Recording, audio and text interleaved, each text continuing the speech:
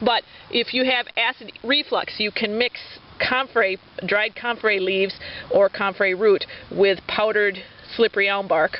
Make kind of a gruel of it and drink this, and the slippery elm bark acts as a bandage. It coats your esophagus as it's going down, and because it's got the comfrey, which is the healer, it literally puts the comfrey up against the walls of your esophagus and holds it there. Instead of just the comfrey going straight through you, it is put right where it needs to be. Same way for ulcers.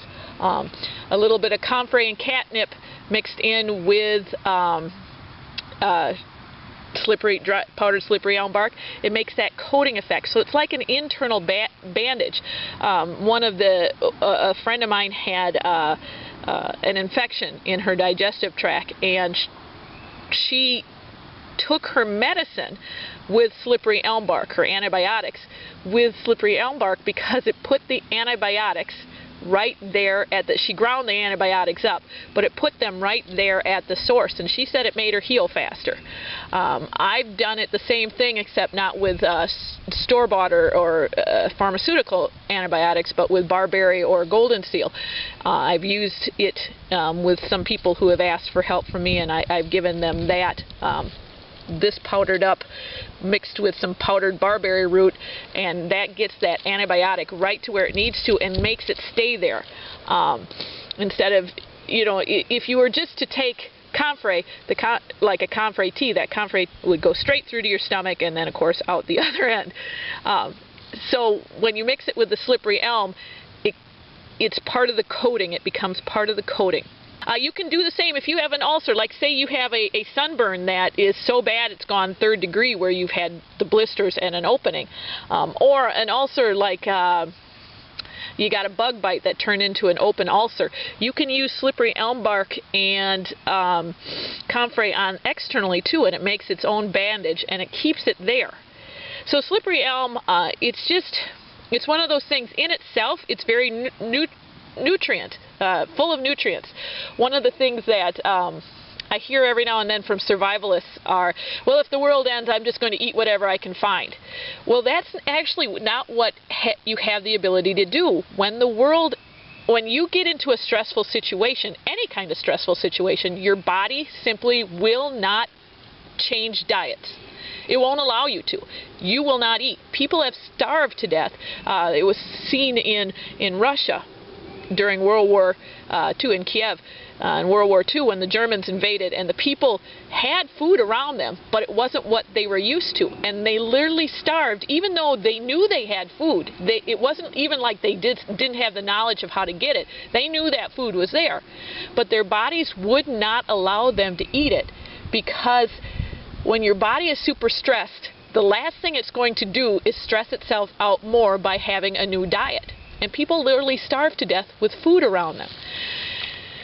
So in a survival situation, when you're stressed, you simply are not going to just start eating whatever's around you. You have to, if you're going to be storing for a survival situation, store what you're used to eating. Store your comfort food. That's why we crave comfort food in stressful situations, because our bodies are saying we are not doing anything else stressful like trying a new diet.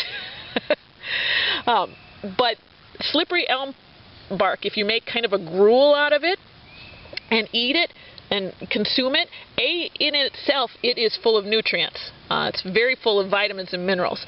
But B, it also helps ease your body into a new diet. It helps your body doesn't fight you as much as it would if you just tried to do it different. If you just tried to switch diets.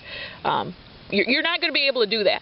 It's called, the term is actually called appetite fatigue, and it's when you are so stressed, your body simply says, we're not eating.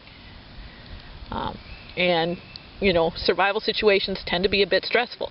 So, unless you give me something I know what to do with, I'm not doing nothing with it. That's what your body's going to say. So, this helps ease you into that. Anorexics who have been, have emotional problems, so they know they should be eating, but they're not eating. Slippery elm bark can help with that, where it doesn't actually help the mental part of it, but it helps the body your digestive tract work the way it needs to slowly start beginning to eat more healthy. And that's any time that you find yourself in a stressful situation and suddenly you get diarrhea or constipation or just you get an upset stomach. Slippery elm bark will help with that. Any kind of upset stomach. If you went out drinking the night before and you got a hangover, this will help ease that. If you overindulged or you ate food that was different to you than you normally do and you get gas, this will help with that. I mean, it's little things like gas and huge things like reteaching you how to eat. That's how important this is. It's an internal bandage. I had a dog that came to me with irritable bowel syndrome, and I started putting a sprinkle of this on top, dried bark on top of her food, and it took about a month and a half, and she was completely healed. Then we got her on some probiotics, a little bit of kefir, and on an all-natural diet that we made. But anyway, that helped them heal, or helped her heal, and she never had a problem with it again. And it does the same thing for humans. It does the same thing for most animals. And like I said, if you have somebody who's older and is having problems eating, or a cancer patient, that was another thing that we were talking about, was cancer patients that lose their appetite can eat slippery elm bark and marijuana mixed together, and that will help them regain their appetite.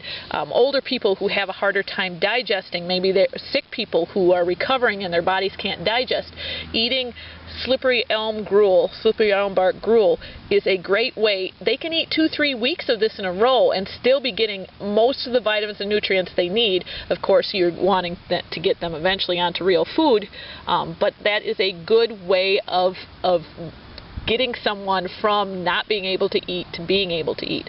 So it's a very, very, very important internal bandage. Pretty much anything in your digestive tract, this will be, if it's not the main ingredient, should be a huge ingredient in your healing.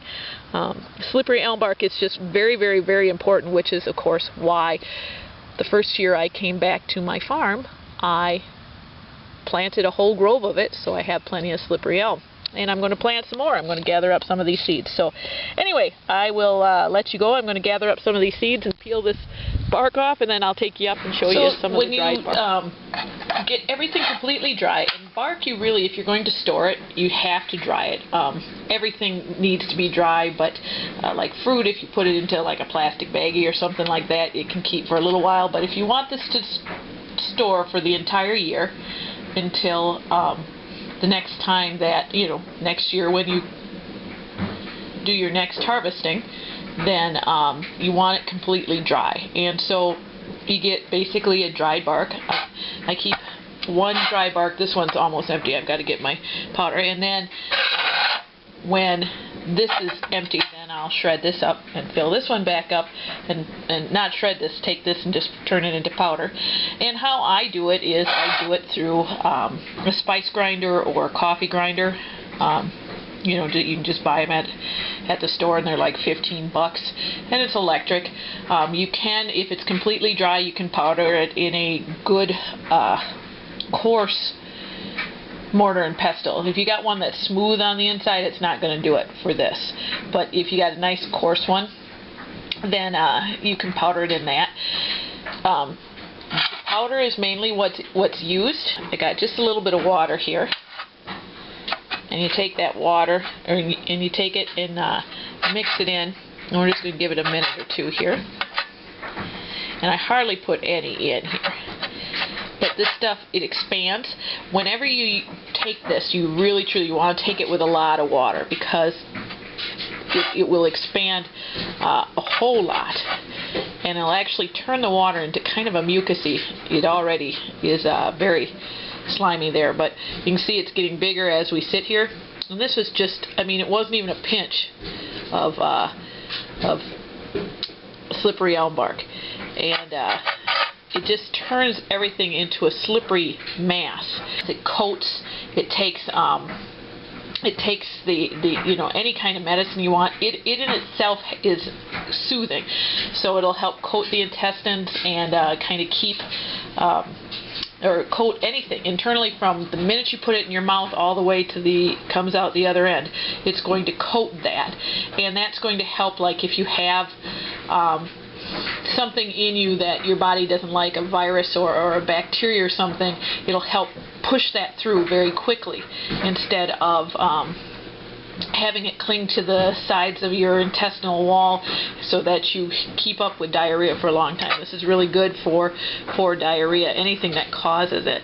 If you overindulged, anything on that order. The other thing you can do with it is if you put a little bit more into this, the powder into it, you can put it onto anything like a skin irritation. If you have poison ivy rash, and you want to keep, like if you have jewelweed that you want to keep on the poison ivy, you can take the jewelweed and slather that all over the poison ivy, then mix this up a bit thicker than this, and then put that over the top of the jewelweed, and it'll literally hold it to your poison ivy. If you have well, shingles is what it's famously known for being used for external use.